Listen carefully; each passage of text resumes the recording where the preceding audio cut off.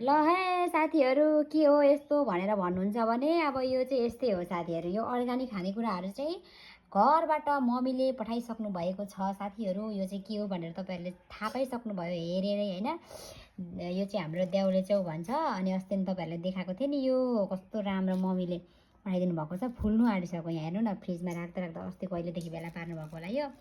अनि यहाँ छ निङ्गुरो, दिस वान निङ्गुरो। यो कस्तो मिठो हुन्छ भने साथीहरू, हरियो हरियो साउन्ड लागेसँगै हरियो खानेकुराहरू खानेमा मैले धेरै जोड दिएको छु भन्ने जस्तो भइरहेको छ यहाँ होइन।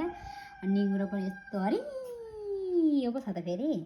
अनि यहाँ छ मासु आयो साथीहरू। मासु हाम्रो घरमा चाहिँ लोकल कुखुराको मासु काट्नु भएको रहेछ क्या। अनि त्यही भएर मम्मीले मलाई राखिदिनु भएको अरे त्यो पुरै साउन लागेसँगै साउने सङ्क्रान्तिमा भनेर।